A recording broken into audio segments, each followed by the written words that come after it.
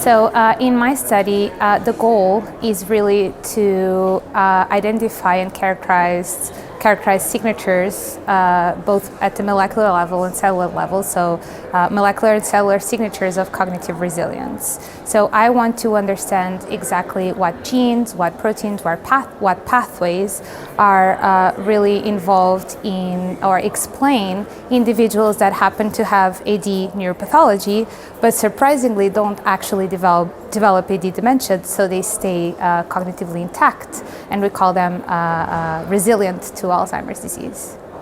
In order to achieve the goals of my study, I've been mostly doing transcriptomics, and this has been both at the level of bulk RNA-seq, so using bulk RNA-seq data, and that's work that has been led by Puri in our group. And I've been focusing mostly in the cellular signature, so looking at single cell RNA-seq, and we're now actually doing that at the level of proteins, and I'm expanding it to spatial transcriptomics as well in the near future. So I didn't present that work today, but that's something to keep an eye on in the next couple of years. So today I shared bulk transcriptomic signatures that we have identified, and the first thing that was quite surprising to us was that when we compared resilient individuals with control individuals that have no AD neuropathology, so no A beta plaques or tau neurofibrillary tangles or very low levels of those, when we compared, which we call controls, when we compared our resilient individuals to controls, we saw very few changes. Only 2 genes at the bulk transcriptomic level really showed a change.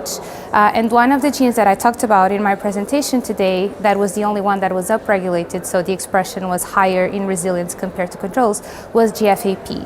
And most people have, I think, probably heard of GFAP in the context of AD, so Alzheimer's disease or AD, including in its progression, and we also did see that increase in AD, of course, but we were surprised to see in resilience. Now, what I said in my talk today was that I don't actually think that this is a resilient signature.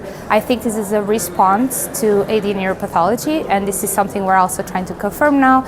And then when I looked at my single cell data, I also saw that increase in resilience, which seemed to be slightly more in resilience than in AD, in astrocytes, as we were expecting. And my hypothesis that this might be preclinical is because there have been others in the field that have shown that increase in preclinical individuals. Now, what I shared that I'm the most excited about, that I shared in my talk today, is this imbalance in excitatory and inhibitory neurons. So we identified specific types of inhibitory neurons that express somatostatin, that we saw that are vulnerable, so their proportion is reduced in AD, and we did not observe that in resilience, and others in the field have started to publish that these types of neurons seem to be vulnerable in AD. Again, those I'm not yet sure if they are showing resilience. One thing that I'm also studying in my studies is resistance to Alzheimer's disease, which is when individuals, especially that are quite old, don't develop the pathology. So these will be neurons that don't even get the pathology to begin with, so they resist to the pathology.